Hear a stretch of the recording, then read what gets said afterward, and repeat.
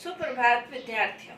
आज हम भारतीय संविधान की प्रस्तावना के बारे में अध्ययन करेंगे। प्रत्येक देश के संविधान की अपनी एक प्रस्तावना होती है। उस प्रस्तावना के माध्यम से संविधान के उद्देश्यों, संविधान के आदर्शों, संविधान का दिशा का पता चलता है। भारतीय संविधान की भी अपनी एक प्रस्तावना है और इसके बारे में जैसे के.सी. मार्कंडन ने ये कहा था कि भारतीय संविधान की प्रस्तावना हमें संविधान को समझने में मदद करती है। हमें प्रस्तावना के माध्यम से हम संविधान को समझ सकते हैं।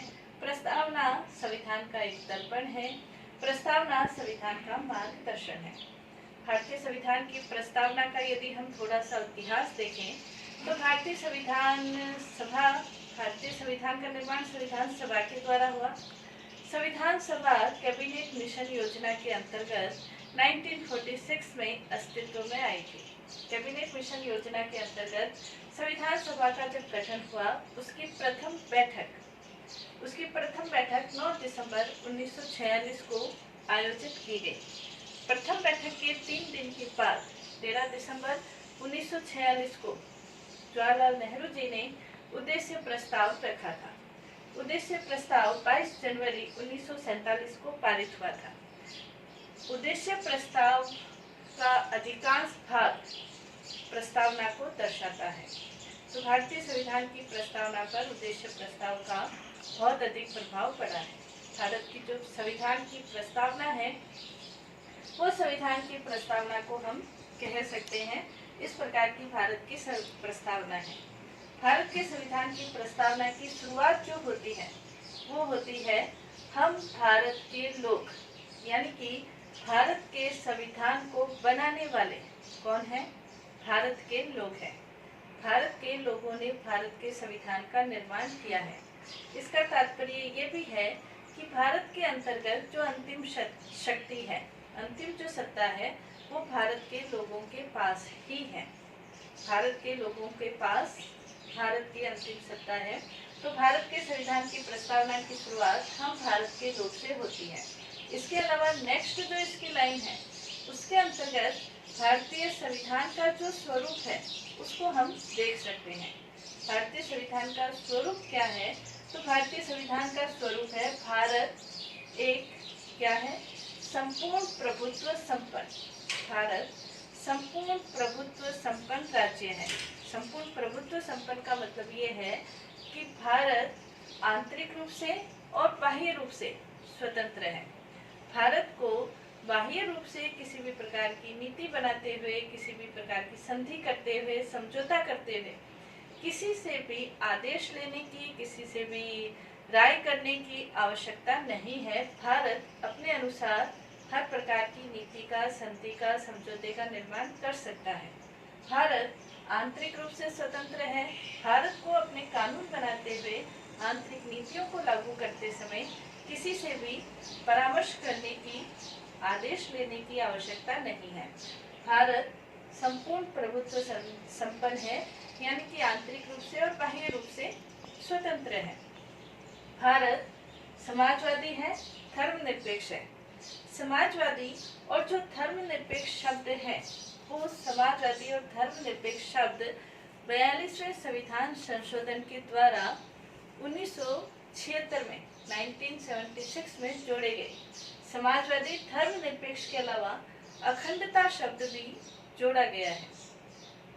उससे पहले प्रस्तावना की स्थिति यदि हम देखें, कुछ विवादों के अंतर्गत यदि हम देखें, तो प्रस्तावना के अंतर्गत 1960 में एक बेरुबरी संघवाद करके एक विवाद हुआ था, जिसमें सर्वोच्च न्यायालय ने ये कहा था कि संसद संविधान की प्रस्तावना में किसी भी प्रकार का संशोधन नहीं कर सकती, क्योंकि प्रस्तावना संविधान का भाग नहीं है। इसको उलटकर 1973 में केशवानंद भारती बनाम विवाद हुआ था। केशवानंद भारती बनाम केरल राज्य 1973 का विवाद बहुत फेमस है भारतीय संविधान की दृष्टि से। तो उस 1973 के संविधान में ये कहा था कि प्रस्तावना संविधान का भाग है। सर्वोच्च न्यायालय ने स्पष्ट कर दिया था कि प्रस्तावना संविधान का भाग है और संविधान का भाग होने के कारण संसद उसमें संशोधन कर सकती है। लेकिन संसद संविधान के मूल ढांचे में किसी भी प्रकार का कोई परिवर्तन नहीं कर सकती है। और इसी को 1980 में मिनर्वा मिल्स से जो विवाद हुआ था उसके अंतर्गत सर्वोच्च न्यायालय ने ये कहा था कि जो संसद के द्वारा जो प्रस्तावना में संशोधन किए गए हैं वो वैध है और ये संविधान के मूल ढांचे में किसी भी प्रकार का परिवर्तन नहीं करते हैं।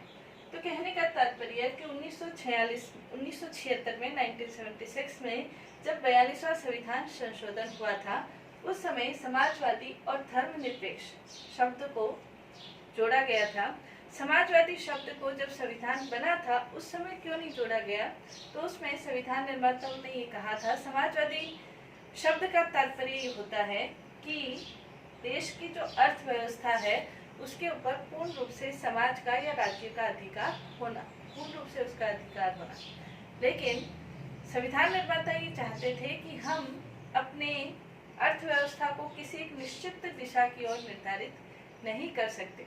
लेकिन 1976 में 42वें संविधान संशोधन में यह शब्द जोड़ा गया और तब समाजवादी शब्द को भारत ने अपनी परिस्थितियों के अनुरूप, अपनी आवश्यकताओं के अनुरूप उसे लागू कर लिया।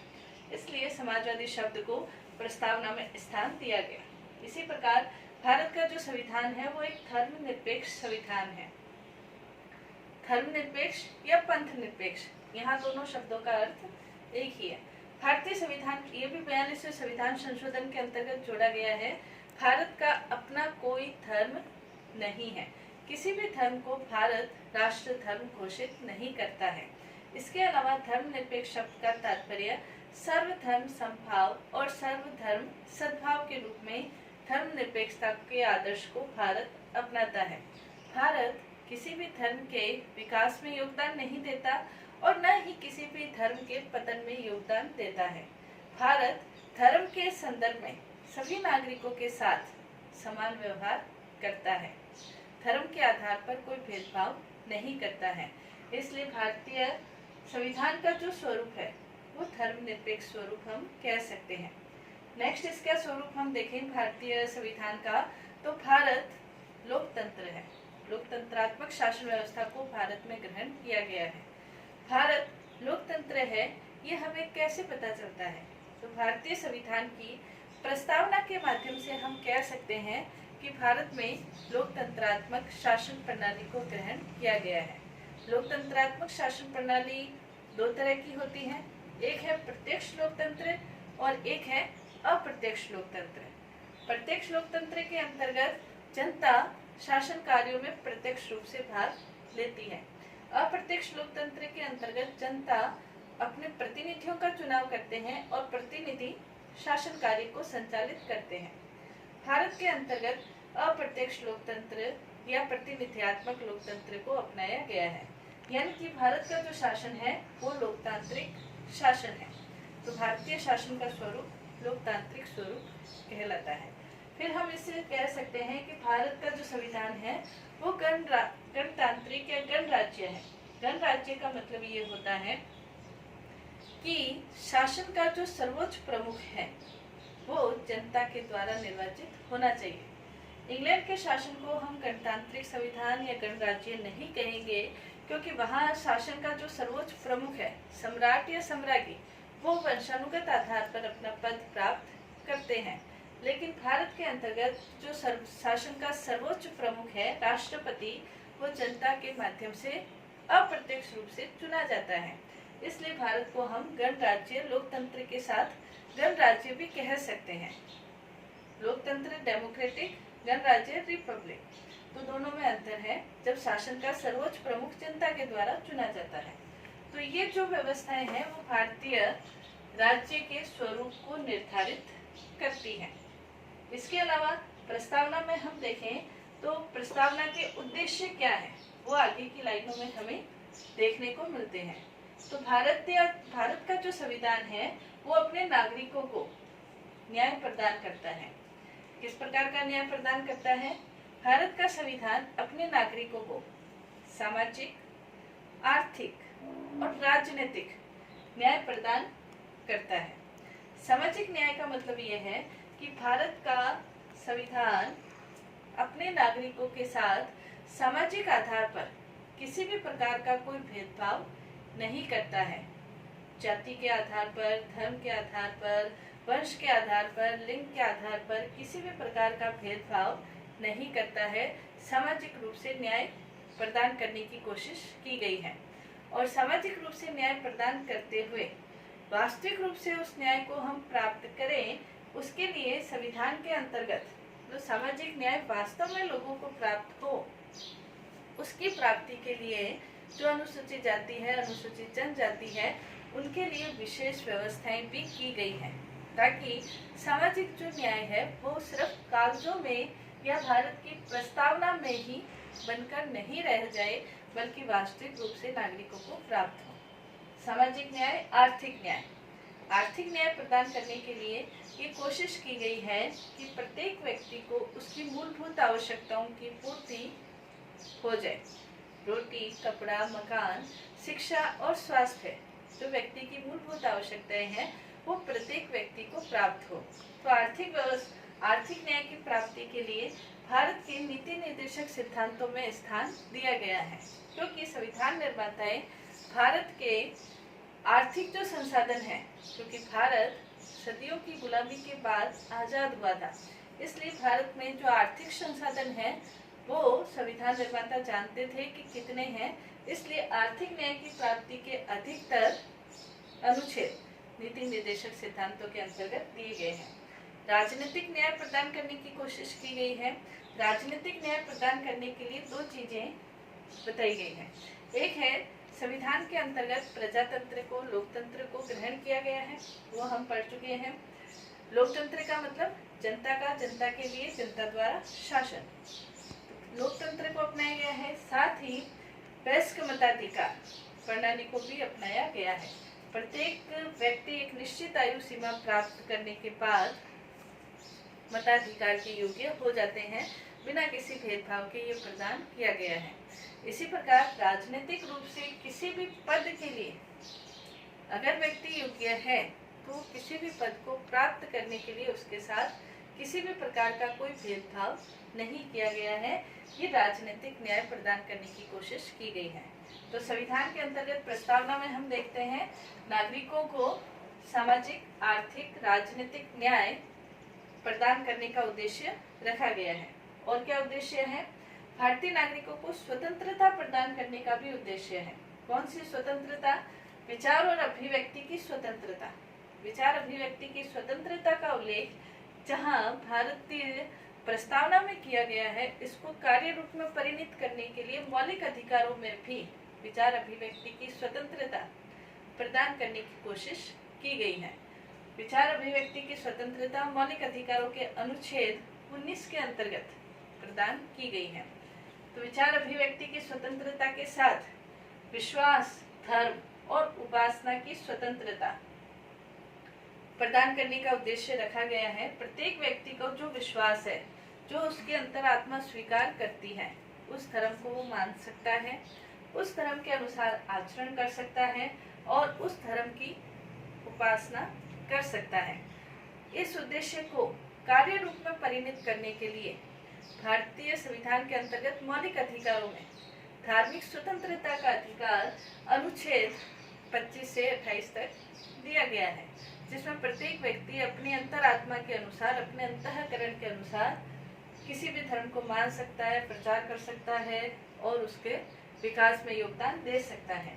तो धर्म, उपासना, विश्वास की स्वतंत्रता प्रदान करने की उद्देश्य रखा गया है। भारत के अंतर्गत जो स्वतंत्रता प्रदान करने की कोशिश की गई है वो नकारात्मक स्वतंत्रता के बजाय सकारात्मक स्वतंत्रता की दिशा में कदम उठाए गए हैं। सकारात्मक स्वतंत्रता का मतलब ये होता है कि भारत अपने नागरिकों में व्यक्तित्व विकास की ज्यादा प्रयास करता है बजाय व्यक्ति को स्वच्छंद करने के। इसलिए ये स्वतंत्रता विचार अभिव्यक्ति की, विश्वास की, धर्म की, उपासना की, ताकि व्यक्ति के व्यक्तित्व का विकास बिना किसी बाधा के हो सके, इसलिए स्वतंत्रता प्रदान की गई है।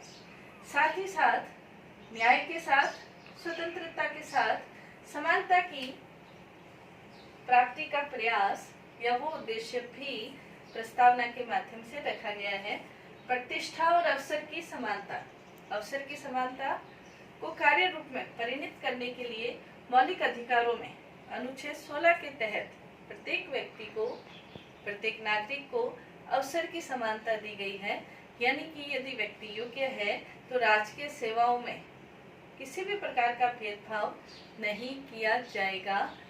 सभी व्यक्ति राजकीय सेवाओं को प्राप्त करने के लिए हकदार है यदि वो योग्य है। अवसर की समानता का मूर्त रूप प्रतिष्ठा की समानता के अंतर्गत भी हम देख सकते हैं। प्रत्येक व्यक्ति की प्रतिष्ठा को सुरक्षित रखना, उसके सम्मान को सुरक्षित रखना संविधान निर्माताओं का उद्देश्य था, जो प्रस्तावना में रखा गया है। तो प्रत्येक व्यक्ति की प्रतिष्ठा सुरक्षित रहे, कोई भी व्यक्ति दूसरे व्यक्ति की प्रतिष्ठा का हनन नहीं कर सकता है, उसके सम्मान को ठेस नहीं पहुंचा सकता है।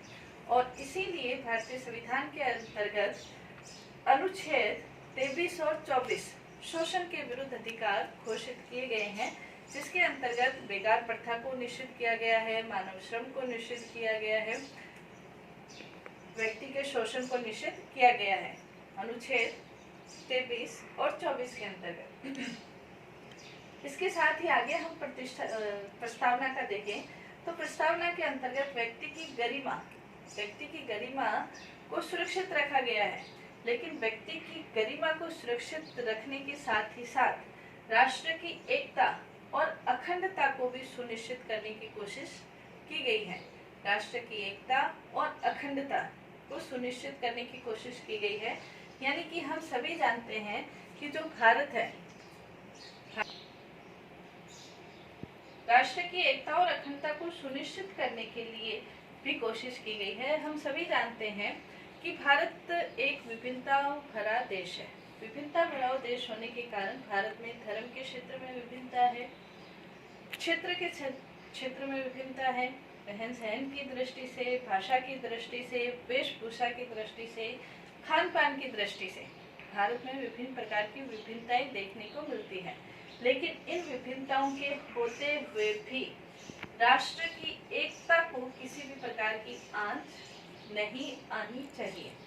इसलिए भारत में इकहरी नागरिकता को अपनाया गया है कि प्रत्येक भारतीय विभिन्नताओं के होते हुए भी अपने आप को एक भारत का नागरिक माने और एकता में विभिन्नताओं के होते हुए भी एक भारत का नागरिक माने और एकता का भाव संचालित करते हुए रहे।